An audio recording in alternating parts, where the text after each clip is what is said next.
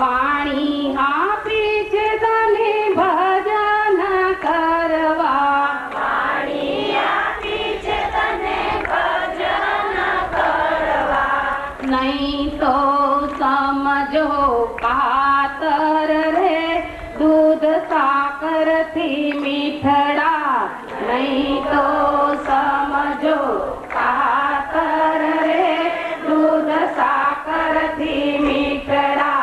રામ નામ લાડવા રે દૂધ સાકરથી મીઠડા. રામ નામ લાડવા રે દૂધ સાકરથી મીઠડા.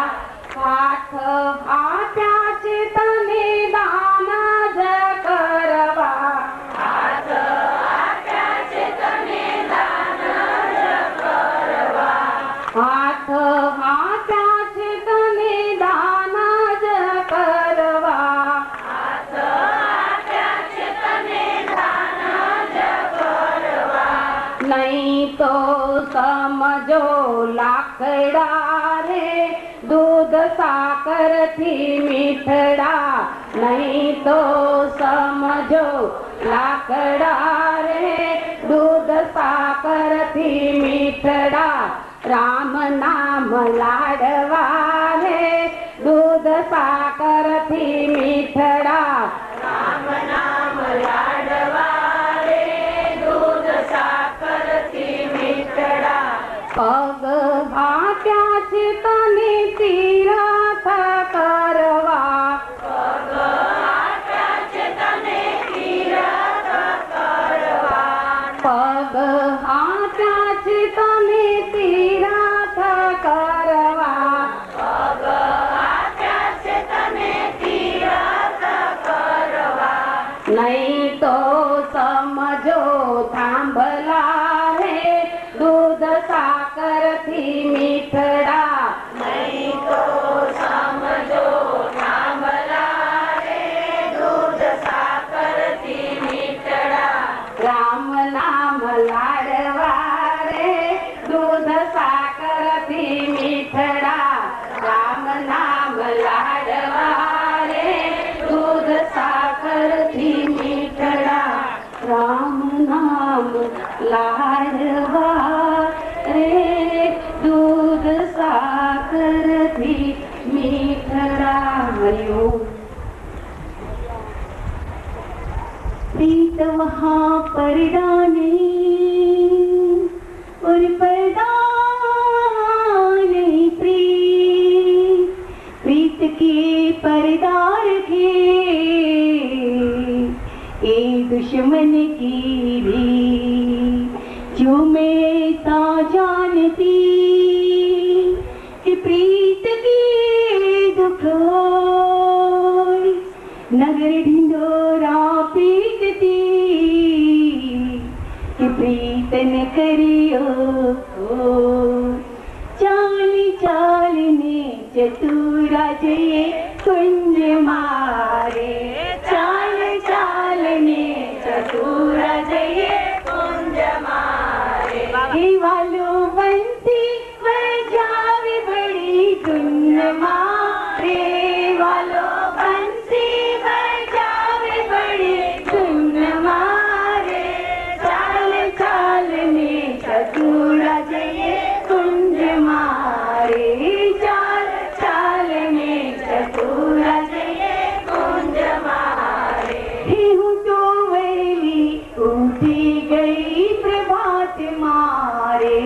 हूँ तो वेली उठी गई प्रभात मारे. हे बान भूली ने मीठू न क्यों बात मारे. बान भूली ने मीठू न क्यों बात मारे. चाल चालने चतुरा जये कुंज मारे. चाल चालने चतुरा जये कुंज मारे. चढ़ियो चोड़ी पहरी निकली धुन मारे. चढ़ियो चोड़ी पेरी ने जली धुन मारे. साड़ी पहरी गोली गई उमंग मारे. साड़ी पहरी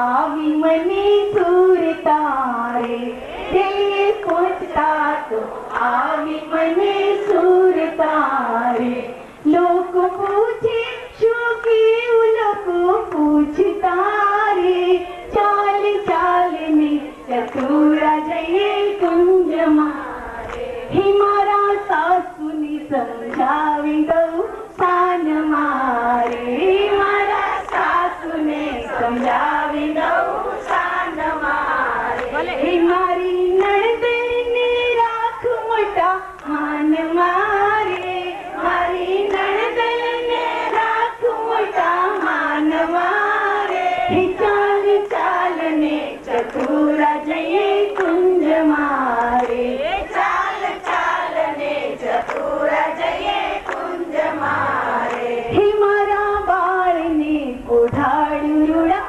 પારણે રે મારા બાળને ઓઢાડું રૂડા પારણે રે હે મારા પરણને જમાડી મેલું બારણે રે મારા પરણને જમાડી મેલું બારણે રે ચાલ ચાલ ને ચતુરા જઈએ કુંજ મારે વલ્લભના સ્વામીને મારી એકાંત મારી વલ્લભના સ્વામીને મારી એકાંત મારે હે ઝાંખી કરીને ધન્ય ધન્ય હું બની રે ઝાંખી કરીને ધન્ય ધન્ય હું બની રે હે ચાલ ચાલ ને ચતુરા જઈએ કુંજ મારે હે ચાલ ચાલ ને ચતુરા જઈએ કુંજ મારે કૃષ્ણ કનૈયા લાલ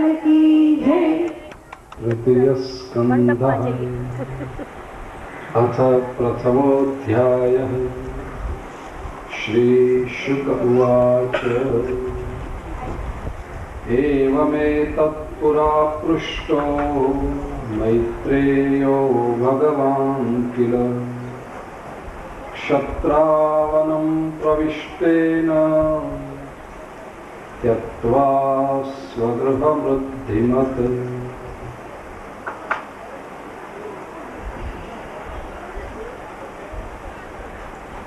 શુકદેવજી વર્ણન કરે છે રાજન પરીક્ષિત ખૂબ ટૂંકમાં મહાભારતના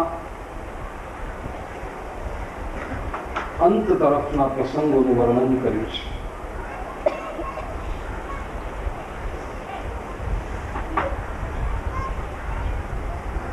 શ્રી કૃષ્ણ વિષ્ટિ કરવા માટે પધાર્યા. દુર્યોધન ન માન્યો. ભગવાને કહ્યું કે માત્ર 5 ગામ આપી દે ચાલશે. દુર્યોધને તો બહુ સ્પષ્ટ શબ્દોમાં કહી દીધું, સૂચ્યગ્રમ નૈવ દાસ્યામિ વિના યુદ્ધેન કેશવ. હે કેશવ, યુદ્ધ વગર તો 100 ની અણી જેટલી જમીન પણ નહીં આપું. યુદ્ધ એક અનએવિટેબલ ન્યુસન્સ તરીકે આવીને ઊભું રહ્યું. પરમાત્મા વિદુરજીની ઝૂંપડીએ પધાર્યા હતા. ત્યાં રાતના ચર્ચા કરી છે કુંતા માતા સાથે, વિદુરજી સાથે. વિદુરજીએ પોતે ધૃતરાષ્ટ્રને સમજાવવાનો પ્રયાસ કરી જોયો, પણ ધૃતરાષ્ટ્ર સમજવા જાય પહેલા તો દુર્યોધને વિદુરજીને ધમકાવી કાઢ્યા છે, અપમાનિત કર્યા છે. વિદુરજીને બહુ ખરાબ લાગી આવી. એમણે જોયું કે આ એક યુદ્ધ તો હવે અટલ છે. વિદુરજીને થયું કે પિતરાઈ ભાઈઓ જ્યાં સામ સામે છાવણીમાં યુદ્ધ લડવા માટે ઉભા હોય, આવા યુદ્ધમાં મારે ભાગ તો નથી જ લેવો, પણ મારે યુદ્ધ જોવું પણ નથી. વિદુરજી તીર્થયાત્રા કરવા ચાલ્યા ગયા. 36 વર્ષ સુધી વિદુરજીએ તીર્થયાત્રા કરી છે. 36 વર્ષની આ વિદુરજીની તીર્થયાત્રાનું વર્ણન શ્રીમદ ભાગવતમાં માત્ર 32 શબ્દોમાં કરવામાં આવ્યું છે, અને એ દ્વારા આદર્શ તીર્થયાત્રા કેવી હોય તે વર્ણવ્યું છે. આ બધા વિષયોની ચર્ચા આગળની કથાઓમાં કરી રહ્યો છું અને તમે વારંવાર સાંભળી છે ને જોઈ છે.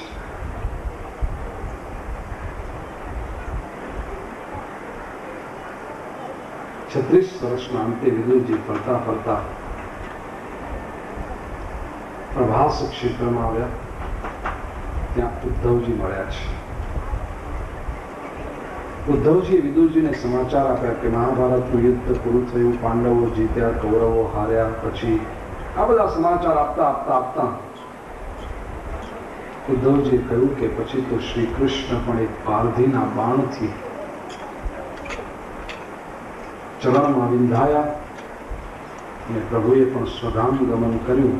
પરમાત્મા આ ભૂમિ પર રહ્યા નથી. વાત સાંભળીને વિદુરજીને દુઃખ થયું છે, અત્યંત દુઃખ થયું છે.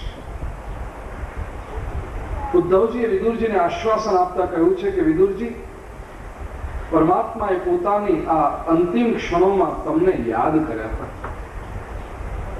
એટલું જ નહીં, પ્રભુએ તમારા માટે સંદેશો પણ મૂક્યો છે. એમ? મારા નાથે મારા માટે સંદેશો મૂક્યો છે. ક્યાં છે? શું છે સંદેશો? ઉદ્ધવજી કહે છે તમે મૈત્રેયજીને મળો. વિદુરજી ચાલ્યા. કાલિંદ્યા કતિવિ સિદ્ધ અહો વીર ભરતર્ષભ પ્રાપત્ય તસ્વ સરિતમ યત્ર મિત્રાસુતો મુનિ. મિત્રાનો પુત્ર મિત્રાસુત એટલે મૈત્રેય, એ ત્યાં છે. કાલિંદીના તટે તમે જાઓ. વિદુરજી પહોંચ્યા ત્યાં આગળ. બે પરમ જ્ઞાનીઓનું મિલન છે. વારી દ્યુનદ્યા ઋષભ કરુણા મૈત્રેયમાસીન મગાધબોધમ. મૈત્રેય માટે શબ્દ વાપરે છે સુખદેવજી. કેવા છે? અગાધ બોધમ, અનંત જ્ઞાન છે. જેના જ્ઞાનનું તળિયું માપી જ ન શકાય. એ જેમ સાગર અગાધ છે એમ મૈત્રેયજીનું જ્ઞાન પણ અગાધ છે. અને જે રીતે મૈત્રેયજીનું જ્ઞાન અગાધ છે એવી રીતે વિદુરજીની જિજ્ઞાસા પણ અગાધ છે. વિદુરજીના પક્ષે અગાધ જિજ્ઞાસા, મૈત્રેયજીના પક્ષે અગાધ બોધ. આ એક બહુ જ સુંદર મિલન છે વક્તા અને શ્રોતાનું. ભાગવતજીમાં વક્તા અને શ્રોતાની આ ત્રીજી પરંપરા. પહેલી પરંપરા શૌનક વગેરે મુનિવરો શ્રોતાઓ છે અને એમણે સુતજીને પ્રશ્નો પૂછ્યા છે. એ કથા જ્યાં ચાલતી હતી ત્યાં આપણે જોયું કે પરીક્ષિત શ્રોતા છે અને શુકદેવજી વક્તા છે. આ ત્રીજી પરંપરાને શરૂ થઈ. અગાધ જિજ્ઞાસુ વૃત્તિ લઈને બેઠેલા વિદુરજી અને અગાધ બોધમ એવા મૈત્રેયજી. ભાગવતજી કહે છે વિદુરજીએ પ્રશ્ન પૂછ્યો છે, શાશ્વત પ્રશ્ન. પ્રશ્ન માત્ર વિદુરજીનો નથી, આપણા સૌનો છે. વિદુરજી કહે છે સુખાય કર્માણિ કરોતિ લોકો નતૈ સુખમ વાન્યદુપારમં વા વિંદેત ભૂયસ્તત એવ દુઃખમ યદત્ર યુક્તમ ભગવાન વદેન્દઃ.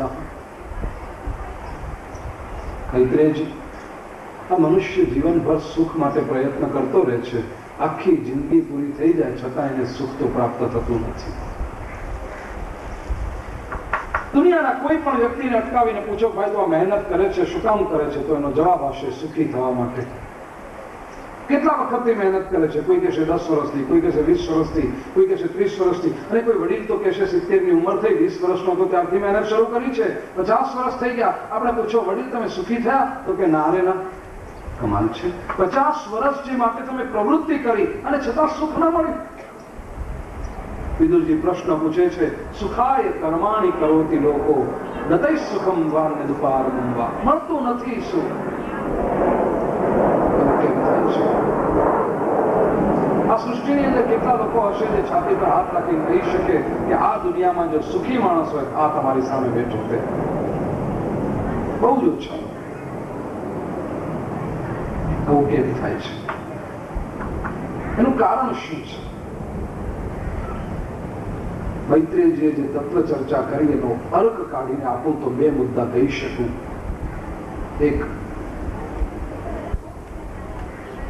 સુખ હંમેશા જન્મે છે સ્વીકારમાંથી અને દુઃખ જન્મે છે અસ્વીકારમાંથી. સિદ્ધાંતને સમજી લઈએ. સ્વીકારમાંથી સુખ જન્મે છે, અસ્વીકારમાંથી દુઃખ જન્મે છે. અને મનુષ્યનો એક સ્વભાવ રહ્યો છે હંમેશા અસ્વીકાર. સુખનો સ્વીકાર કરશો તો સુખ વધી જશે અને દુઃખનો સ્વીકાર કરશો તો દુઃખ ઘટી જશે.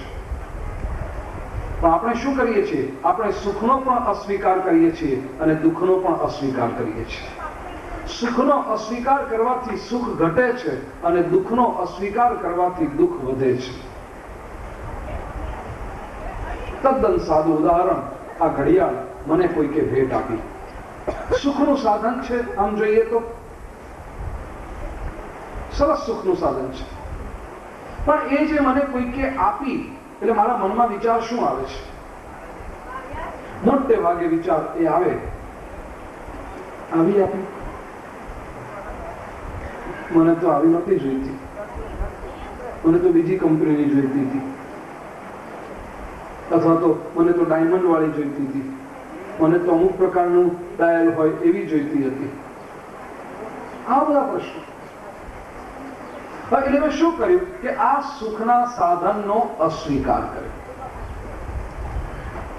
અને અસ્વીકાર કરવાથી શું થયું? આ તો વસ્તુ એમની એમ જ રહીને, મને ડાયમંડ વોચ જોઈએ આવું હું કહું એનો અર્થ તરત આવીને ઉભી રહે છે? નહીં. એ કોને ખબર ક્યારે મળશે, પણ ત્યાં સુધી આની જે શક્તિ હતી મને સુખ આપવાની એ મેં ખતમ કરી નાખી. હું એમ કહેવા નથી માંગતો કે ડાયમંડ વોચની ઈચ્છા ન રાખો, રાખો, પણ જ્યાં સુધી નથી મળ્યું ત્યાં સુધી આમાંથી સુખ શોધતા આવડવું જોઈએ. પ્રયત્ન એના માટે કરો. તો મનુષ્ય શું કરે છે? જે આવે છે એનો અસ્વીકાર કરી દે છે. નથી જોઈતું, નથી ગમતું, થયું ને, સમજી ચાલો, એની સુખ આપવાની ક્ષમતા જતી રહે.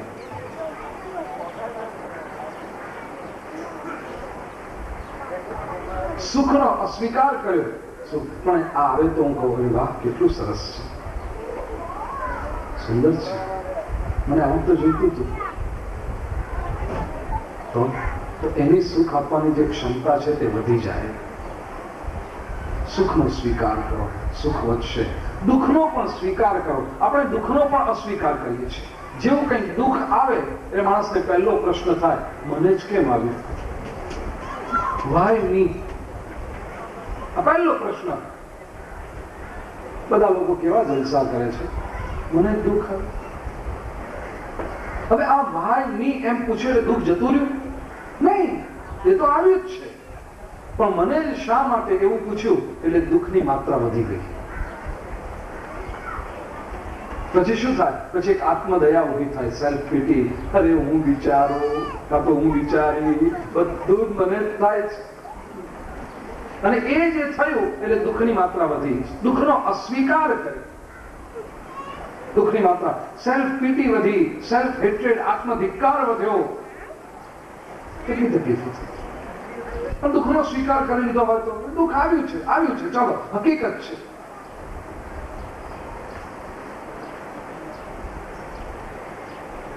કોઈ યુવાન પુરુષની જુવાનીમાં પત્ની મૃત્યુ પામે, બાળકો હોય, આ બધું હોય ને પત્ની મૃત્યુ પામે ત્યારે એને શું થાય?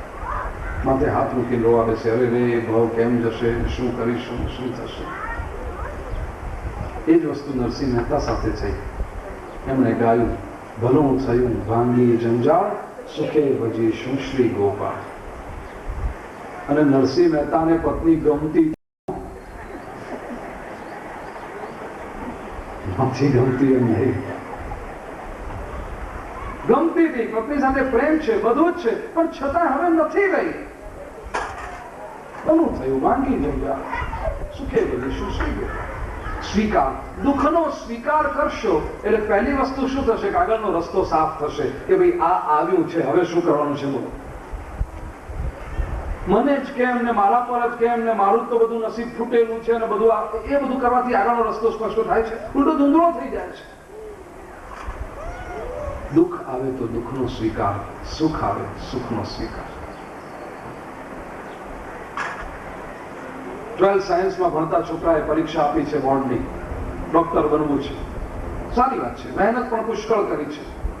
ડોક્ટર બનવા માટે 95% જોઈએ, બહુ મહેનત કરી, બધું થયું, પણ કંઈક એવું બન્યું, રિઝલ્ટ આવ્યું ને 95% નહીં આવે, 93% આવે. મેડિકલમાં એડમિશન નથી મળતું, શું કરશું? હવે જો ભાઈ મી કઈ માથે હાથ મૂકીને દેશે, કઈ નહીં થાય. સ્વીકાર કરી લો કે આ દુઃખ છે, દુઃખદ ઘટના છે. 5-5, 10-10 વર્ષથી જે સ્વપ્ન જોયું હતું કે હું ડોક્ટર બનીશ ને આમ કરીશ, બધું રોડાઈ બેસ જવા બેઠું છે, બહુ દુઃખદ ઘટના છે. આમ જુઓ તો સ્વીકાર કરી લો કે 93% આવ્યા છે, મેડિકલ એડમિશન મળશે નહીં, ડોનેશન ભરવાના પૈસા નથી આપણી પાસે, શું કરશો? સ્વીકાર કરી લો કે ઓછા ટકા આવ્યા છે, તો બીજા 10 રસ્તા ખુલ્લા થશે. ચાલો ડેન્ટલમાં કંઈક લો, કે ફલાણીમાં લો, કે હોમિયોપેથીમાં લો, બીજી પણ છે. સ્વીકારમાંથી રસ્તો સૂચે છે. આ પહેલી વાત શાસ્ત્રકારો બતાવે છે સુખી થવા માટે. અને બીજી વાત શાસ્ત્રકારો કહે છે કે પોતાના સુખની ઈચ્છા રાખીને મનુષ્ય કદી સુખી થઈ શકતો જ નથી. બહુ વિચાર કરવા જેવો મુદ્દો છે. મને સુખ મળે, મને સુખ મળે, મને સુખ મળે, મને સુખ મળે, આટલો જ વિચાર જો સતત કરતો રહેતો હોય એ માણસ કદી સુખી થઈ શકતો જ નથી. તો જે બીજાના સુખનો વિચાર કરે છે એ જ સુખી થાય છે. એ સિદ્ધાંત છે. ये केचित् दुःखिता लोके सर्वे ते स्वसुखेच्छया, ये केचित् सुखिता लोके सर्वे तेन्य सुखेच्छया. મુદ્દો આપું છું, વિચાર તમે કરજો. આ સંસારમાં જે પણ સુખી લોકો દેખાય છે, જે પહેલા તો કહ્યું ये केचित् दुःखिता लोके, આ લોકની અંદર સંસારમાં જે કંઈ દુઃખી લોકો દેખાય છે એ મોટા ભાગે બધા સર્વે તે સ્વસુખે છે, પોતાના સુખની ઈચ્છાઓ રાખી હતી તેથી દુઃખી થયા છે. અને એ કે ચિત સુખિતા લોકે, આ લોકની અંદર જે કેટલાક સુખી લોકો દેખાય છે તે સર્વે તે અન્ય સુખેચ્છયા, બીજાના સુખને માટે એમણે પ્રયત્ન કર્યો અને પરિણામે તે સુખી થયા છે. સુખી થવાનો માર્ગ છે બીજાને સુખી કરો તો તમે સુખી થશો. પોતે સુખી થવાના ઉધામાં કરે તે માણસ કદી સુખી થઈ જ ન શકે. અને આપણે ભૂલ આ કરીએ છીએ, જીવનભર એક જ પ્રયત્ન, હું કેમ સુખી થાઉં, હું કેમ સુખી થાઉં, નહીં, બીજાને સુખી કરો. વિચાર કરો બીજાને શું જોઈએ છે, બીજો સુખી કેમ થાય, હું શું પ્રયત્ન કરું તો બીજો સુખી થાય, તમને સુખ મળશે. અને હા, એ પોતે સુખી થવું છે માટે બીજાને સુખી નહીં કરો. એ ધંધો નથી કે બાર્ટર સિસ્ટમ નહીં, એ તો દુઃખી થશો વધારે ઉલટા. પણ બીજાના સુખમાં જ સુખ જેને લાગે છે એ જ વ્યક્તિ છે. એટલે ઘણા કે અમે તો આખી જિંદગી ઘસી નાખી, બીજાના સુખ માટે તમે વ્યાસપીઠ પર બેસીને કહો છો, પણ જરા અમારી જિંદગી જુઓ. તેથી બીજાનું સુખમાં મારું સુખ આ વિચાર જ નહીં હોવો જોઈએ, એનું જ સુખ, એ સુખી થઈ શકે. મૈત્રેયજી વર્ણન કરે છે, બહુ સુંદર આ સુખ અને દુઃખની ચર્ચા કરી છે.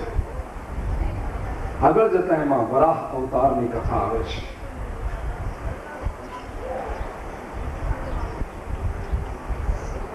મનુ અને શતરૂપા તપશ્ચર્યા કરે છે. તપ સફળ થયું, બ્રહ્માજી પ્રગટ થયા છે. અને બ્રહ્માજીએ મનુ શતરૂપાને પૂછ્યું કે વરદાન માંગો, શું જોઈએ છે? મનુ શતરૂપા કહે છે કે પ્રભુ તમારું કાર્ય કરવું છે, બસ. ત્રીજા સ્કંદને સર્ગ લીલા એવું નામ આપ્યું છે. સર્ગ એટલે સર્જન, વિકાસ પ્રક્રિયા, સૃષ્ટિનું સર્જન કેવી રીતે થયું.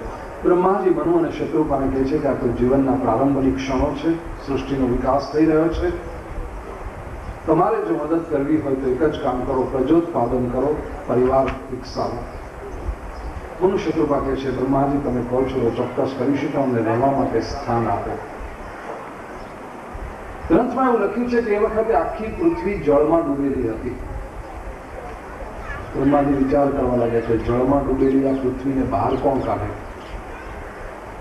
બ્રહ્માજી જ્યાં વિચાર કરતા હતા ત્યાં એક અદભુત આશ્ચર્ય થયું છે. બ્રહ્માજીની નાસિકામાંથી અંગુઠ આકારના વરાહ ભગવાન પ્રગટ થયા છે. જળમાં પ્રવેશ કર્યો, હિરણ્યાક્ષ સાથે યુદ્ધ કર્યું, તેને માર્યો, પૃથ્વીનો ઉદ્ધાર કરી પોતાની દાઢ પર ધારણ કરી વરાહ ભગવાન પૃથ્વીને બહાર લઈ આવ્યા. બોલીએ શ્રી વરાહ નારાયણ દેવ કી. 24 અવતારોમાંના એક તો ખરા, પણ દશાવતારમાં પણ મુખ્ય છે વરાહ. 24 માંથી મુખ્ય 10 અવતાર, એમાં પણ વરાહ અવતાર આવે છે. પ્રશ્ન થાય કે આપણે શું પૃથ્વી આખી જળમાં ડૂબેલી પૃથ્વીને બહાર લઈ આવે છે? બુદ્ધિથી જો વિચાર કરીએ, રેશનલ માઇન્ડથી વિચાર કરીએ તો ખબર પડે. હું હંમેશા કહું, મુંબઈના માણસને આ વાતમાં નવાઈ લાગવી જ ન જોઈએ. જળમાં ડૂબેલી પૃથ્વી આજથી 50, 100, 150, 200 વર્ષ પહેલા મુંબઈ શું હતું? આખું જળમાં જ હતું કે નહીં? 7 ટાપુઓનું ગામડું, માછીમારોની વસ્તી.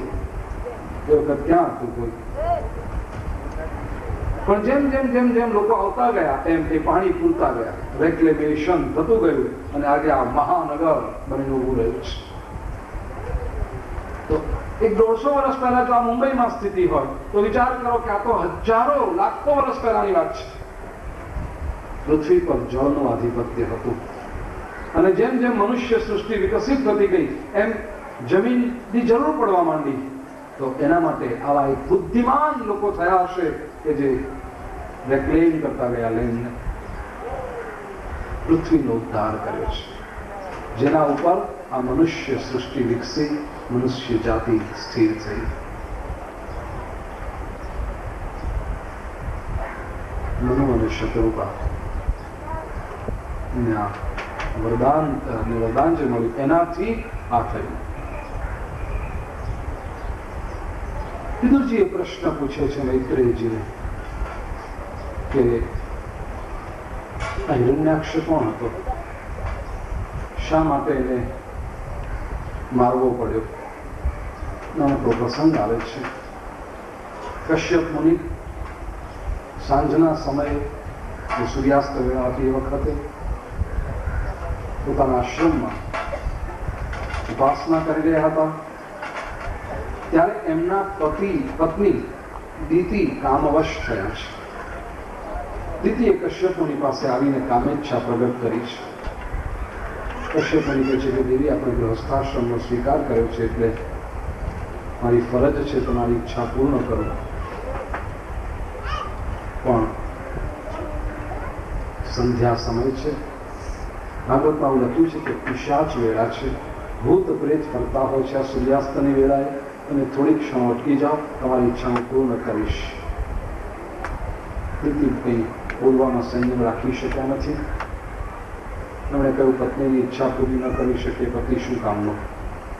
કશ્યપ મુનિ કહે છે, દેવી, વાત એ નથી, વાત સમયની છે. ગૃહસ્થાશ્રમી છીએ, તમારી ઈચ્છા પૂર્ણ કરવામાં કોઈ બાધ નથી, માત્ર થોડાક સમય માટે અટકી જાઓ. દીતિ નથી માન્યા, ગમે તેમ બોલવા લાગ્યા છે. સંસ્કૃતમાં કહ્યું છે, કામાતુરાણામ ન ભયમ ન લજ્જા.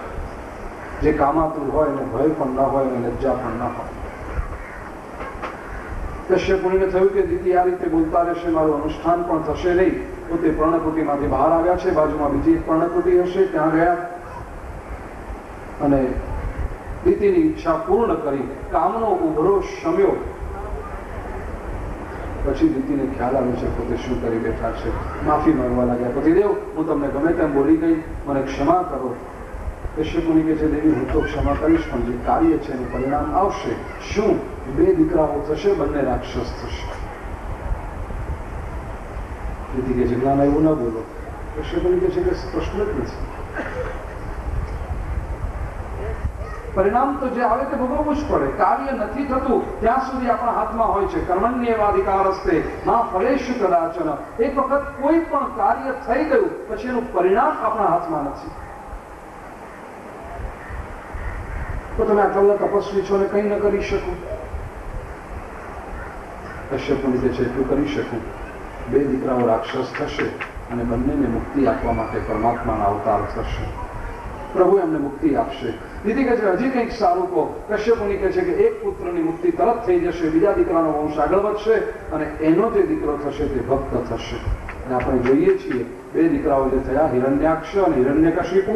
હિરણ્યાક્ષને મુક્તિ વરાહ ભગવાને આપી, હિરણ્યકશિપુનો વંશ આગળ વધ્યો, એમાં એનો પુત્ર તે પ્રહલાદ ભક્ત થયો છે. 2 વાતો આમાંથી સમજવાની. એક તો જેનેટિક સાયન્સ, આજનું આધુનિક વિજ્ઞાન જે છે તે કહે છે કે paternal qualities are repeated every alternate generations. બાપ દાદાના ગુણો એકાંતરી પેઢી આવતા હોય છે. સમાજમાં તમે જોજો 80% કિસ્સામાં આવું દેખાશે કે પિતા અને પુત્ર વચ્ચે જરાક મનભેદ આવું રહેતું હોય, પણ દાદાને અને પૌત્રને બહુ સારું બનતું હોય છે. પૌત્ર દાદા જેવો વધારે હોય. અને બીજું, શાસ્ત્રકારો જ્યારે કહે કે અમુક સમયે અમુક કાર્યો ન કરવા, ત્યારે એ શાસ્ત્રકારોની આજ્ઞાને માનવામાં જ આપણી ભલાઈ છે, એમાં જ આપણો વિકાસ છે.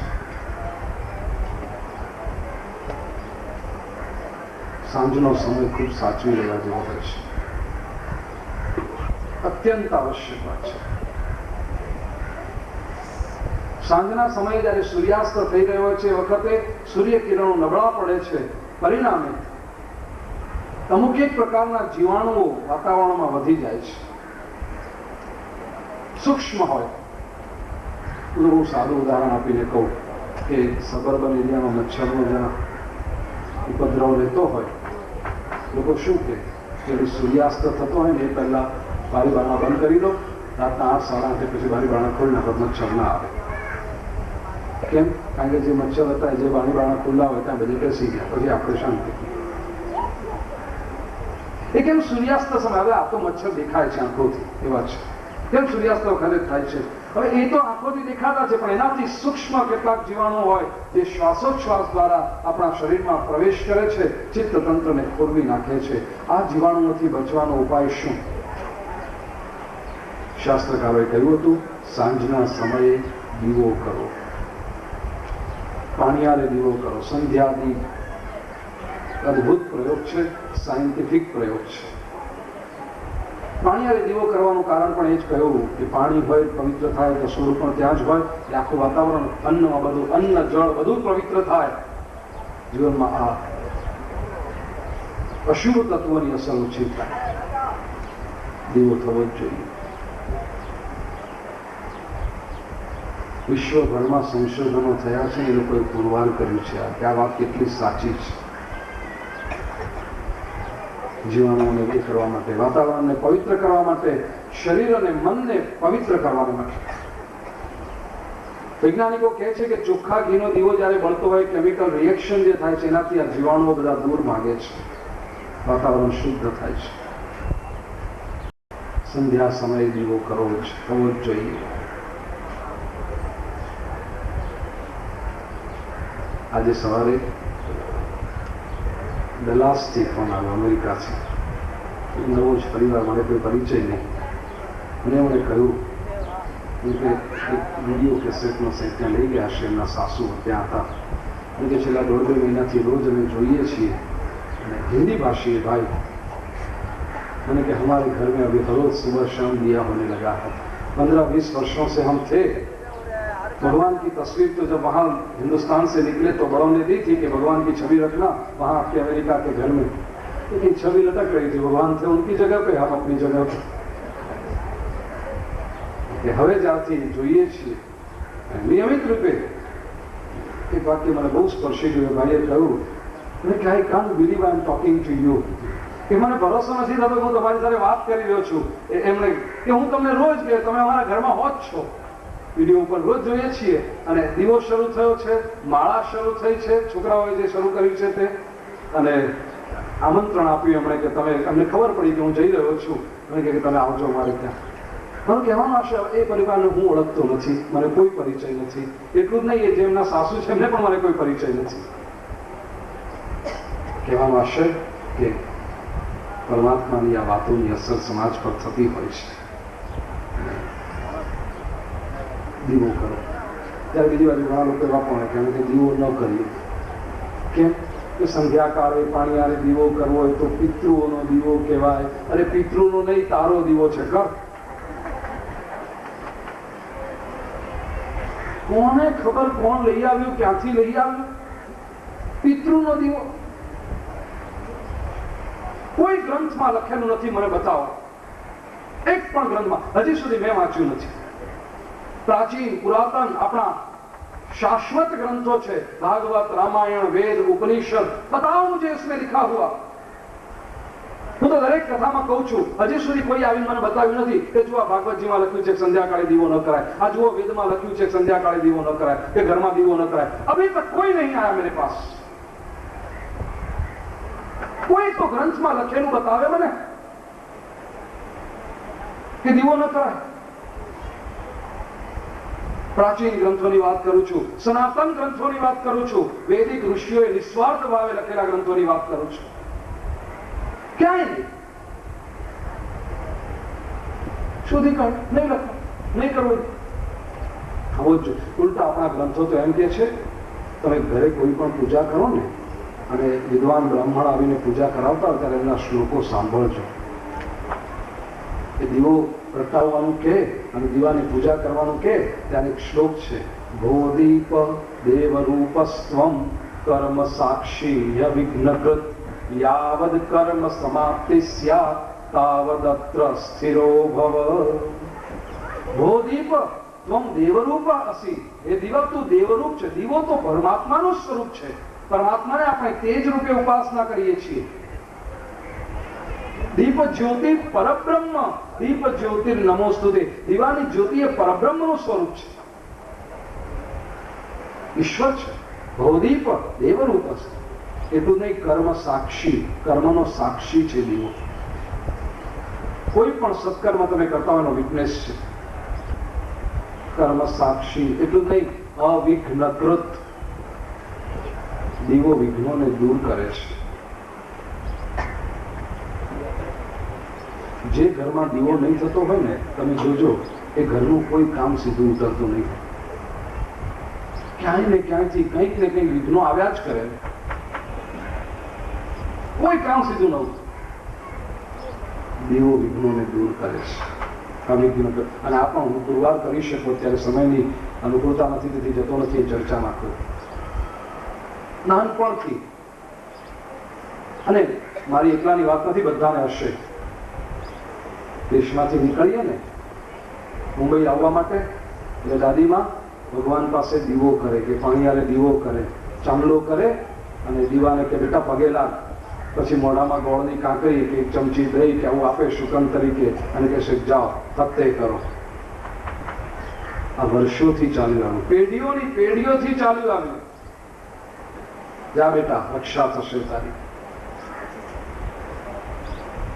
કેમ તમે દીવો ઘરમાંથી કેમ કાઢી? મને કોઈ દિવસ સમજાય નહીં. અમુક વાતો હાથ જોડીને વિનંતી કરું છું, ઘરમાં દીવો થવો જ જોઈએ. સવારના સમયે અને સાંજના સમયે, આ બે સંધ્યાઓ ને આ દીવો હોય જ. એ ઘરમાં લક્ષ્મીનો વાસ થાય છે. સંધ્યા દીપનો પ્રયોગ છે આ. અને અનેક લોકોએ કર્યા છે આ પ્રયોગો. પરિણામ મળ્યા છે. ઘરના વાતાવરણ પવિત્ર થાય છે. ભવદીપ દેવરૂપસ્ત્વમ કર્મ સાક્ષી વિઘ્નકૃત યાવત કર્મ સમાપ્તિ સ્યાત તાવદત્ર સ્થિરો ભવ. કેટલા ઉદાહરણો આપું, કેટલી દલીલો રજૂ કરવાના માટે તો એક એક મને યાદ આવતી જાય છે. કોઈ પણ અનુષ્ઠાન હોય, તમે જુઓ દીવો હોય અખંડ દીપ. ચૈત્રી નવરાત્ર કરો, આસો નવરાત્ર કરો, આ ગરબો તે શું છે? ગર્ભદીપ. એ ગરબો થયો, મૂળ દીવો છે. આપણે ગરબો એટલે ગાવાનો જ ગરબો સમજ્યા. એ ગાવાનો ગરબો નહીં, મૂળ ગરબો એટલે ગર્ભદીપ. એ ગરબો છે. દીવાનું મહત્વ છે. 9 દિવસ સુધી અખંડ દીપ. જ્યાં જ્યાં કોઈ અનુષ્ઠાન હશે, અખંડ દીપ. દીવાની પૂજન શરૂ કરો, દીવાની ઉપાસના શરૂ કરો. શાસ્ત્રો જે કહે છે તે બહુ સાચી વાત કહે છે. વિદુરજીએ પ્રશ્ન પૂછ્યો છે મૈત્રેયજીને કે આ મનુ અને શતરૂપાનો જે ગૃહસ્થાશ્રમ આગળ વધ્યો એનું વર્ણન મારે સાંભળવું છે. મૈત્રેયજી વર્ણન કરે છે, વિદુરજી મનુ અને શતરૂપાને 5 સંતાનો થયા છે, 2 દીકરા અને 3 દીકરીઓ. એમાં દીકરીની વાત પહેલા કહી છે. વાત સાચી છે, દીકરીની જ વાતો કરવા જેવી હોય છે, દીકરાની વાતો બહુ ઓછી કરવા જેવી હોય છે. પહેલા દીકરીની વાત કરી છે. દીકરીઓના ગૃહસ્થાશ્રમ, દીકરીઓ વિશે શું થયું તે પહેલા કહ્યું છે. કર્દમ ઋષિ સરસ્વતી નદીને કિનારે ઉપાસના કરતા હતા. બ્રહ્માજી ત્યાં પહોંચ્યા. વરદાન માંગો. કર્દમ ઋષિ કે છે પ્રભુ આપનું કામ કરવું છે. બ્રહ્માજી કે છે આ તો સૃષ્ટિનો વિસ્તાર કરવાનો સમય છે, તમે પણ પ્રજોત્પાદન કરો. કર્દમ ઋષિએ પાછી તપશ્ચર્યા શરૂ કરી. શ્રી હરિ પોતે પરમાત્મા સ્વયં પ્રગટ થયા. વરદાન માંગો. કરદમ ઋષિ કહે છે કે પ્રભુ બ્રહ્માજીએ મને કહ્યું છે કે પ્રજોત્પાદન કરવાનું, એને માટે લગ્ન અનિવાર્ય છે. મને અનુકૂળ સ્વભાવવાળી પત્ની આપો. મારો ગ્રહસ્થાશ્રમ ધન્ય થવો જોઈએ. અંડરલાઈન કરવા જેવા શબ્દો હો. અનુકૂળ સ્વભાવવાળી પત્ની. એનું કારણ કે જો ગ્રહસ્થાશ્રમ ધન્ય કરવો હોય તો અતિ આવશ્યક છે અનુકૂળ સ્વભાવ. આ ઠીક છે, કરદમ ઋષિ પુરુષ હતા એટલે એમણે કહ્યું કે અનુકૂળ સ્વભાવવાળી પત્ની. જો કોઈ સ્ત્રીએ ઉપાસના કરી હોત ને ભગવાને એને એમ કહ્યું હોત તો એ કે મને અનુકૂળ સ્વભાવવાળો પતિ આપો. મૂળ કહેવાનો આશય કે લગ્ન જીવન માટે પતિ પત્નીના સ્વભાવની અનુકૂળતા બહુ આવશ્યક છે. લગ્ન જીવનનો પાયો છે બીજાને અનુકૂળ થઈ ગયો.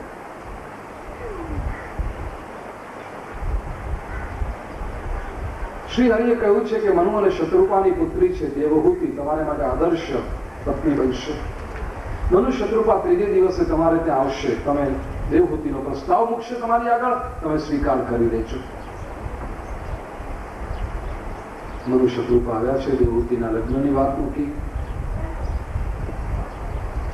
કરદમ ઋષિએ કહ્યું કે લગ્ન તો હું કરીશ, પણ એક શરત, પુત્ર જન્મ થશે પછી હું નૈષ્ઠિક બ્રહ્મચર્ય પાળીશ અને પરમહંસ દીક્ષાનો સ્વીકાર કરીશ. આ શરત જો દેવહૂતિજીને માન્ય હોય તો હું લગ્ન કરવા તૈયાર છું. દેવહૂતિજીએ શરત માન્ય રાખી છે. કરદમ અને દેવહૂતિનું લગ્ન થયું. દીકરીને વળાવી મનુ અને શત્રુપા પોતાના નગરે પાછા વળ્યા છે. એક વાત સમજવા જેવી છે. આ એક વિશિષ્ટ લગ્ન છે. મોટા ભાગે જે લગ્નો હોય છે ને એમાં શું થાય છે કે વર કન્યાના માતા પિતાને ત્યાં આવે છે જાન જોડીને, કન્યાદાન લઈ અને પછી એ પરણીને પાછો પોતાના ઘરે જાય. આ લગ્ન કેવી રીતે થયા છે કે કન્યાના માતા પિતા કન્યાને લઈને આવ્યા છે, પોતાની કન્યાને વરાવી છે અને પોતે પાછા ગયા છે. વિશિષ્ટ લગ્ન છે. કન્યાદાન આપવા માટે આવ્યા છે આ લોકો. આ લોકોને કન્યાદાન શબ્દ સાથે પણ માનતો હોય છે. ખાસ કરીને વિમેન્સ લિબરેશનમાં માનનારા જે બહેનો હોય ને, હું વિમેન્સ લિબરેશનનો વિરોધી નથી, હું પુરસ્કારતા છું. મને લાગે કન્યાદાન તમારું તે કઈ દાન થાય, અમે કઈ વધારાના છીએ, દાનમાં આપવાની વસ્તુ છીએ અમે. કન્યાદાન કહે છે, સમજ્યા જ નહીં. કારણ કે એને દાન શું એ જ ખબર નથી. એને દાન ઘરમાં એક જ જોયું છે કે બધા ઘરના જમીને પછી 2 ભાખરી વધી હોય એટલે કોઈ બાવાજીને બોલે બાવાજી એ દાનને લઈ જાઓ કરીને વધારાની 2 ભાખરીઓ આપી. એટલે એને લાગે કે અમે પણ આવા જ કંઈક વધારાના છે તે આપવાના. દાન એ છે ને, કન્યાદાન બહુ પવિત્ર શબ્દ છે. એનો સંકલ્પ વાંચવા જેવો છે. દીકરી પોતે લગ્ન કરે અથવા તો કન્યાના માતા પિતા પણ દીકરીના લગ્ન કરાવે ને, કન્યાદાન કરે એ પહેલા જરા વિધિ વાંચી જાય અથવા કોઈ વિદ્વાન ગુરુદેવ પાસે સમજી જાય કે આ શું કરવાનું છે. આપણે વ્યવહારો તો બહુ સમજ્યા, કોને કઈ સાડી આપવાની છે, કોને કઈ વીંટી આપવાની છે, તો બધું ચાલતું રહેશે. પણ વિધિ જે કરીએ છીએ તે સમજવી અતિ આવશ્યક છે. 21 પેઢીનો ઉદ્ધાર કરે છે કન્યાદાન. દશ પૂર્વાન દશા પરાન માંચ. કન્યાદાન શબ્દથી જો ખોટું લાગવું હશે તો વરને લાગવું જોઈએ. કન્યાને ખોટું લાગવાનું તો કોઈ સવાલ જ ઉભો નથી થતો. વરને લાગવું જોઈએ. કેમ? કારણ કે કન્યાદાન લેવા આવે છે. આપણને એવું લાગે કે આ મરડો રૂપાળો કેવો તૈયાર થઈને બેન્ડ વાજા વગાડતો નાચતો કૂદતો આવીને ઉભો રહે કન્યાના પિતાને ત્યાં. એ તો આપણે જરા ખટારો કર્યો છે. બાકી મૂળ તત્વ શું છે? એ દાન લેવા આવે છે. કન્યાદાન લેવા માટે આવે છે. કન્યાના પિતા કન્યાદાન કરે અને આ વરરાજો છે તો દાન લેવા આવે. તો દાન લેવા આવે ક્યાં જાય? જ્યાં દાન મળવાનું હોય ત્યાં જાય. એટલે આ તો ભિખારી છે, અહીંયાથી દાન મળવાનું છે તેથી આવે છે માગવા માટે. પછી એને શરમ ના આવે ને થોડો સંકોચ ના થાય એટલે આ બેન્ડ વાજા બધું ગોઠવી આપ્યું કે એને જરાક ઠીક લાગે. બાકી મૂળ ભિખારી જે માગવા માટે આવે છે. અને ખરેખર વિધિ વખત તમે જોજો, વિદ્વાન ભૂદેવ જયારે વિધિ કરાવતા હોય ત્યારે જુઓ તમે કે વર કન્યાના હાથ પહેલા તો આમ બરાબર રાખે ને કન્યાના માતા પિતા બંનેના હાથમાં જળ, ચોખા, કંકુ, ફૂલ, પાન, દક્ષિણા, સોપારી જે કઈ બધું અપાવત વસ્તુ તે આપે. અને પછી કન્યાના માતા પિતા કન્યાનો હાથ લઈ અને વરના હાથમાં મૂકે. વરનો હાથ નીચે, કન્યાનો હાથ ઉપર. ભિખારીનો હાથ નીચે, અપાતો એનો હાથ. એટલે કન્યાદાનના કોન્સેપ્ટથી જો ખોટું મેં લીધું છે એટલે કહું છું. પુરુષોને ખોટું લાગવાનો સવાલ નથી કે અમને ભિખારી કહી દે, હું એ છું.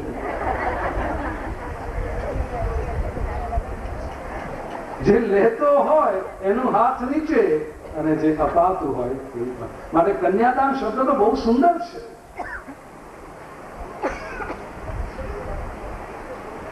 શાસ્ત્ર સમજવાની ફુરસત કોને છે? ગ્રંથના તત્વના ઊંડાણમાં જવાની તૈયારી કેટલાની છે? આ તો સાંભળી દેખે કીધું કન્યાદાન, અરે બહુ ખોટો શબ્દ, કાઢી નાખો, ચાલ્યું કાઢી નાખો. ના, ઊંડાણને તો સમજો. ઋષિઓ કઈ ગાંડા હતા?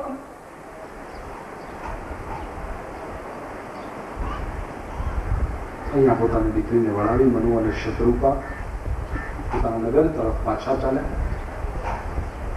કર્દમ અને દેવહૂતિનો ગૃહસ્થાશ્રમ શરૂ થયો છે. તાત્વિક અર્થે જરાક સમજવા જેવો છે. મનુ અને શત્રુપા. મનુ એ સત્ય છે, સત્યનું પ્રતીક છે મનુ. અને શતરૂપા એ શ્રદ્ધાનું પ્રતીક છે. શબ્દ સમજો, શત રૂપા. શત એટલે 100 અને રૂપા શ્રદ્ધા અનેક રૂપે હોય છે. શતરૂપા શ્રદ્ધા. સત્ય અને શ્રદ્ધા જ્યારે ભેગા થાય ત્યારે જે સંતાનો થયા એમાં એક છે આ દેવહૂતિ. દેવહૂતિ સેવાનું સ્વરૂપ છે. કર્દમ અને દેવહૂતિના લગ્નનું વર્ણન કર્યું છે. અહીંયા આગળ લગ્ન જીવનનું વર્ણન કર્યું છે. દેવહૂતિજી ખૂબ સેવા કરે છે. કર્દમ ઋષિ પોતે તપનું પ્રતીક છે, તપસ્વી છે. તપ અને સેવા, આનું લગ્ન. સત્ય અને શ્રદ્ધા, મનુ અને શત્રુપા, એના સંતાનો છે. 2 દીકરા અને 3 દીકરીઓ. એમાંની એક અત્યારે દેવહૂતિ એ સેવાનું પ્રતીક. સેવા સોંપી છે તપને. દેવહૂતિજી સોંપ્યા છે કર્દમ ઋષિ તપને. જોઈએ શું થાય છે આગળ. કર્દમ અને દેવહૂતિના લગ્ન થયા. દેવહૂતિજી કર્દમ ઋષિની સેવા કરે છે. વર્ષો વીતી ગયા છે. એક દિવસનો પ્રસંગ છે. કર્દમ ઋષિ તપશ્ચર્યા કરતા હતા, મંત્રોચ્ચાર કરી રહ્યા હતા, આહુતિ આપી રહ્યા હતા. સ્વાહા સ્વાહા સ્વાહા ઉચ્ચાર થઈ રહ્યો હતો. ઘીની આહુતિ આપે છે. મંત્રોચ્ચાર થતો જાય છે. મંત્રોચ્ચાર થતા થતા કર્દમ ઋષિની આંખો મીચાઈ. મંત્ર ચાલી રહ્યા છે, આહુતિ પણ અપાઈ રહી છે. સ્વાહા સ્વાહા. થોડીક વાર પછી કર્દમ ઋષિને હાથે અહીંયા સ્પર્શ થયો. જોયું સ્ત્રી છે બાજુ. કર્દમ ઋષિએ પૂછ્યું, આ કોણ છો? સ્ત્રી કે છે, નાથ, હું આપની પત્ની છું. 12 વર્ષ પહેલા મારા માતા પિતાએ મારો હાથ આપના હાથમાં મૂક્યો છે. હું આપની સેવા કરું છું. દેવહૂતિજી આવું કહે છે. કર્દમ ઋષિ કેવું? 12 વર્ષ થઈ ગયું છે. આટલો તપસ્વી આ વ્યક્તિ. લગ્ન થયા છે પણ વિષયમાં કોઈ દિવસે. અને સામે પક્ષે દેવહૂતિ પણ જુઓ, ભૂલી ગયા છે લગ્ન કર્યું એ પણ, છતાં સેવા કરતા રહે છે. 12 વર્ષના લગ્ન જીવનની અંદર કર્દમ ઋષિએ એક વખત પણ દેવહૂતિ સામે જોયું નથી અને દેવહૂતિએ ફરિયાદ કરી નથી, તમે તો સાવ કેવા છો, મારી સામે જોતાય નથી, કે તમે મને ઇગ્નોર કરો છો. પોતાની ફરજ કરતા રહે, પોતાની ફરજ નિભાવતા રહ્યા.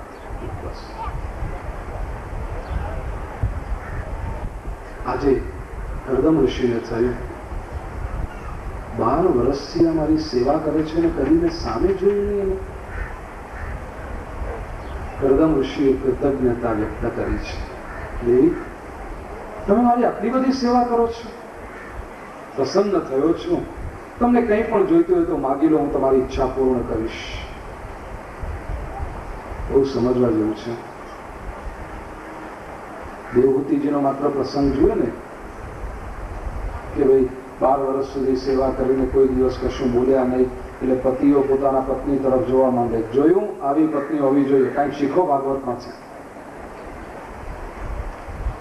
તમારે તો કટકટ ચાલુ જ છે, તમે આમ નથી કરતા તેમ નથી કરતા. ઉભે કે બોલ્યા આવી પત્ની, બહુ બોલવાની જરૂર નથી, કારણ કે આપણો વારો આવે છે પાછો.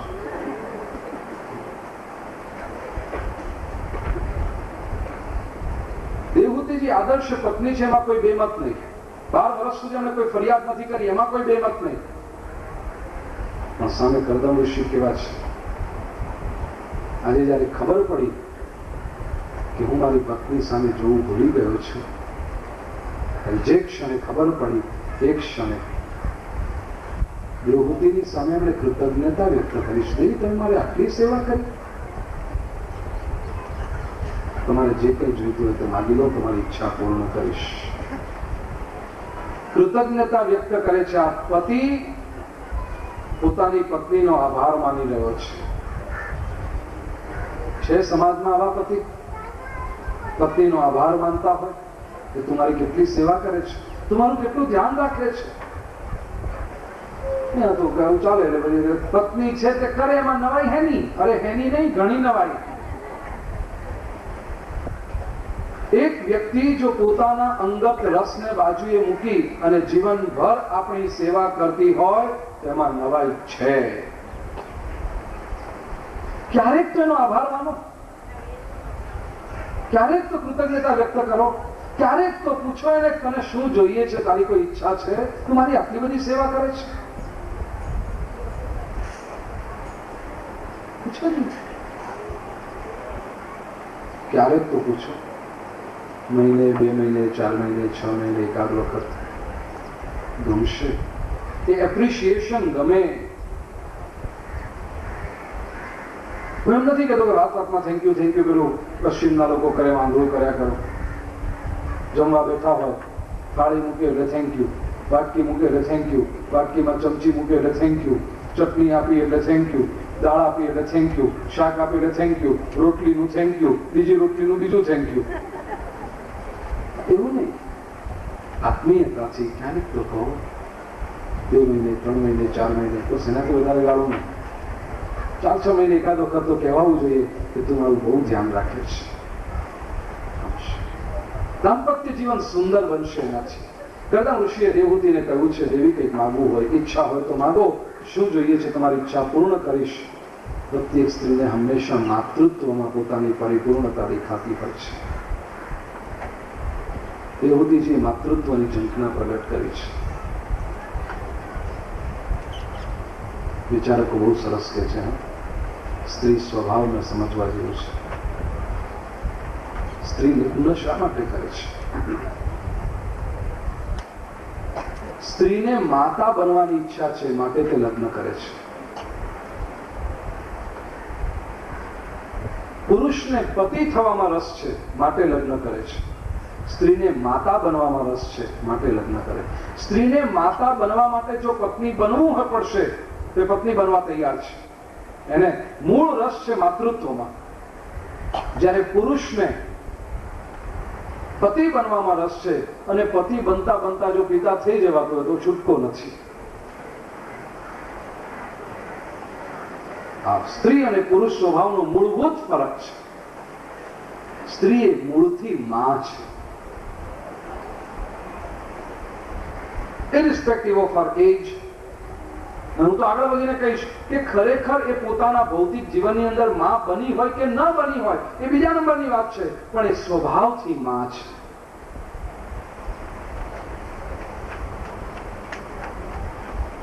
એ જે પ્રેમ, એ જે કેર ટેકિંગ વૃત્તિ, ધ્યાન રાખવાની એક સાચવણીની વૃત્તિ મોટા ભાગે 95% સ્ત્રીઓમાં તમને દેખાશે.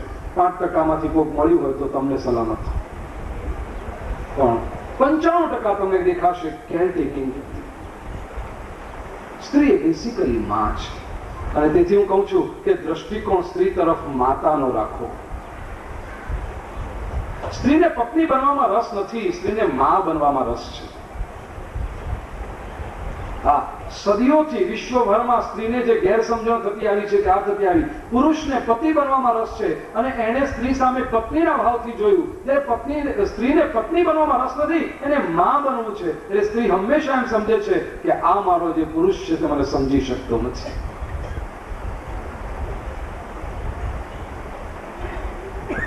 નજર જ જુદી છે પુરુષની અને સ્ત્રીની અપેક્ષા જુદી છે. દેવહૂતિએ માતૃત્વની ભાવના પ્રગટ કરી છે, ઈચ્છા વ્યક્ત કરી છે. કરુણ ઋષિ કહ્યું ચોક્કસ. આટલા વર્ષોથી પતિની સેવા કરી હતી. દેવહૂતિજીએ શરીર સામે તો જોયું જ નથી, કાયા કૃશ થઈ ગઈ હતી.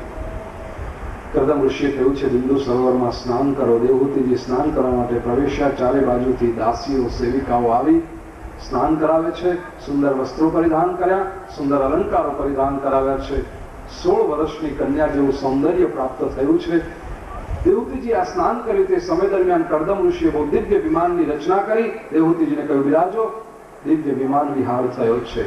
શાસ્ત્રકારો એમ કહેવા માંગે છે કે જીવનમાં તપશ્ચર્યા પછી ભોગ ભોગવવાનો આનંદ પણ વિશેષ હોય છે. જૂના કાળમાં એવું હતું, શરૂઆતમાં તપશ્ચર્યા, પછી સંસાર ભોગવવો અને વળી પાછી છેવટે તપશ્ચર્યા. એટલે જીવનમાં એક સંતોષ રહેતો, તૃપ્તિ રહેતી. આજે શું થયું છે? આજે જીવનના પ્રારંભમાંથી તપશ્ચર્યાનો છેદ ઉડી ગયો છે. બ્રહ્મચર્યાશ્રમ જેવું રહ્યું જ નથી. એટલે જીવનની શરૂઆતમાં તપશ્ચર્યા નથી. 14, 15, 16 વર્ષે તો માનસિક સંસાર ગૃહસ્થાશ્રમ શરૂ થઈ જાય છે. અને એ શરૂ થઈ ગયો પછી જીવનના અંત તરફ પાછી કોઈ વ્યવસ્થા નથી. વાનપ્રસ્થાશ્રમની કે સંન્યસ્તાશ્રમની. એટલું જ નહીં, શરૂઆતમાં તપશ્ચર્યા નહોતી એટલે પાછળ પછી તપશ્ચર્યાની ઈચ્છા થતી નથી, અને ઈચ્છા થતી હશે તો મન લાગતું નથી. પરિણામે આખું જીવન અતૃપ્તિમાં વીતે છે. જૂના કાળમાં બહુ સુંદર વ્યવસ્થા કરી હતી. શરૂઆતમાં તપશ્ચર્યા, વચ્ચે ભોગ અને વળી પાછી તપશ્ચર્યા. એટલે ભોગની ખોટી અસરો બધી નલિફાઈ થઈ જતી હતી. ભોગનો રસ મળતો, ભોગમાંથી સુખ મળતું એ પણ મળતું, પણ એના દુષ્પરિણામોથી જીવ બચી શકતો. દિવ્ય વિમાન વિહાર કર્યો. 9 દીકરીઓનો જન્મ થયો છે. શાસ્ત્રકારો કે છે નવધા ભક્તિ છે. વર્ણન આવતીકાલની કથામાં આવવાનું જ છે. દેવહૂતિજીએ પુત્ર માટેની ઈચ્છા વ્યક્ત કરી છે. કરદમ ઋષિએ પૃચ્છ ચાંદ્રાનું વ્રત વર્ણવ્યું. દેવહૂતિજીએ આ વ્રત કર્યું છે. ભગવાન શ્રી શુક્લ નારાયણ માં દેવહૂતિના ગર્ભમાં પ્રવેશ્યા અને કપિલ ભગવાન તરીકે પ્રગટ થયા. બોલી શ્રી કપિલ નારાયણ દેવ કી જય. કપિલ ભગવાનનો પ્રાદુર્ભાવ થયો. સમય વીતી ચૂક્યો હતો એટલે આ દીકરીઓ બધી મોટી થઈ ગઈ. કપિલ ભગવાનનો જયારે પ્રાદુર્ભાવ થયો, બ્રહ્માજી બધા ઋષિમુનિઓની સાથે આવ્યા છે. અભિનંદન આપ્યા કરદમ ઋષિને. કરદમ ઋષિ દેવહૂતિની પાસે જઈને કહે છે કે બસ હવે મને આજ્ઞા આપો. લગ્ન પહેલા જ નક્કી કર્યું હતું કે પુત્ર જન્મ થશે એટલે નૈષ્ઠિક બ્રહ્મચર્ય પાળીશ અને પરમહંસ દીક્ષાનો સ્વીકાર કરીશ. હું વનમાં જાઉં છું. દેવહૂતિ કહે છે કે આજ્ઞા તો આપું, વનમાં તમે જાઓ પણ 9 વરઘોડા કાઢીને જાઓ. કરદમ ઋષિ તો ટેન્શનમાં આવી ગયા. ફરવા માંડ્યા. બહાર જુએ ને બ્રહ્માજી ને બધા ઋષિમુનિઓ હતા. બ્રહ્માજીએ કરદમ ઋષિને કહ્યું, ઋષિ આટલો આનંદનો પ્રસંગ છે, પુત્ર જન્મ ઘરે થયો છે અને સામાન્ય પુત્ર નથી, આ તો પરમાત્મા સ્વયં અવતાર લઈને આવ્યા છે તમારે ત્યાં કપિલ સ્વરૂપે, અને તમે આટલા ચિંતામાં છો, ઉદાસ છો, બધું શું થયું? કરદમ ઋષિ કે બ્રહ્માજી તમે મને ફસાવી દીધો. મેં ફસાવ્યો? તો હા. કરદમ ઋષિ કે જુઓ મારે તો તપશ્ચર્યા જ કરવી હતી જીવનની અંદર. પેલો તો તમે એક વખત આવીને પૂછ્યું શું જોઈએ છે? મેં વળી સારા ભાવે કીધું તમારે જે કરાવવું હોય કરાવો, તમે કીધું પ્રજોત્પાદન કરો. એટલે મારે આ ગૃહસ્થાશ્રમ ને આ બધામાં પડવું પડ્યું. હવે 9 દીકરીઓ થઈ, પુત્ર થયો છતાં પણ મેં નક્કી કર્યું હતું છતાં પણ હવે નીકળી શકતો નથી. મારા પત્ની દેવહૂતિજી કહે છે કે 9 વરઘોડા કાઢીને જાઓ, અને વાત એમની સાચી છે. ગૃહસ્થાશ્રમ મેં સ્વીકાર્યો. 9 પુત્રીઓનો જન્મ થયો. દીકરીઓ મોટી થઈ છે, પરણાવવા લાયક થઈ છે. હવે જવાબદારીમાંથી છટકીને હું કેમ જઈ શકું? 9 દીકરીઓને પરણાવવાની ચિંતા છે મને. બ્રહ્માજીએ કહ્યું, ઋષિ, દીકરીઓને પરણાવવાની કદી ચિંતા હોય જ નહીં. આ 9 આટલા બધા ઋષિઓ અહીંયા આવ્યા છે, એમાંથી 9 ઋષિ પસંદ કરી લો, દીકરીઓને બતાવી દો. જો યોગ્ય ગોઠવાતું હોય તો દૂધ અને ભાતનું ભોજન કરો, એટલે કામ પૂરું થયું. દીકરીના લગ્નની ચિંતા કદી હોય જ નહીં, શાસ્ત્ર સમજાવે છે. લોકો કે દીકરી એટલે સાપના ભારા. કોણે કીધું ભાઈ? કોઈ ગ્રંથમાં નથી લખ્યું દીકરી એટલે સાપના ભારા. અને જો સાપના ભારા હશે તો તમે બનાવ્યો એ સાપનો ભારો, બાકી દીકરી પોતે નથી સાપનો ભારો. લોકો કે અરે લગ્નની ચિંતા અને પછી એ કોણે કીધું? તમને કોણે કીધું ખર્ચો કરો? દીકરી નથી કીધી તમે મારા લગ્નમાં ખર્ચો કરો. આ તો આપણે વટ પાડી દેવા છે એટલે તકલીફ થાય છે. પેલા આમ કર્યું એની દીકરીનું તો આપણે આમ કરીશું, ત્યાં તકલીફ થાય છે. મને હજી સુધી એક દીકરી એવી લાવીને બતાવો દુનિયાભરમાંથી ક્યાંયથી પણ, કે જે પોતાના પિતાને કહેતી હોય, પિતાજી આપણા લગ્નમાં જુઓ વટ પાડી દેવો છે, 150 રૂપિયાની એક કંકોત્રી ને કંકોત્રી સાથે 100 ગ્રામ ચાંદીના સિક્કા જવા જોઈએ, અમુક જ વાડી, અમુક જ ડેકોરેશન, 250 રૂપિયાની પ્લેટ એવો કેટરર લાવવાનો, અને 5000 માણસો રિસેપ્શનમાં જમવા જોઈએ, આવું ડેકોરેશન કરવું જોઈએ, આવો મંડપ બાંધવો જોઈએ, આવી લાઈટો કરવી જોઈએ, આવો આઈસ્ક્રીમ આપવો જોઈએ, આ બધું કરવું જોઈએ. છોકરો ગમે તે હશે, ચાલશે. કોઈ દીકરી મળે આવી? એક પણ દીકરી મને બતાવો. સામે પક્ષે કન્યા શું કહે છે? પિતાજી કશું જ નહીં કરો ને તો ચાલશે, પણ મને એવો પુરુષ બતાવો જે મને સમજી શકે, જેની થઈને રહેવું મને ગમે, જે મારા સુખમાં સુખી, હું એના સુખમાં સુખી, એ મારા દુઃખમાં દુઃખી, હું એના દુઃખમાં દુઃખી, અમારા મન એક થાય. જેમાં એક જ વાક્ય કન્યાનું હોય છે, જે મને સમજી શકે, મને પ્રેમ કરી શકે, એવો મને પુરુષ બતાવો. બાકી બધું આગળ પાછળનું કંઈ નહીં હોય ને તો ચાલશે. સ્ત્રીની તો આ માંગ છે, કન્યાની તો આ માંગ છે. અને હું નથી જાણતો કે આ માંગણી એની ખોટી છે. દીકરી સાપના ભારા છે જ. શાસ્ત્ર તો કહે છે દૂધ અને ભાતનું ભોજન કરાવો. આપણા 200 રૂપિયાની પ્લેટો કરવા ગયા ને એમાં લાંબા થઈ ગયા.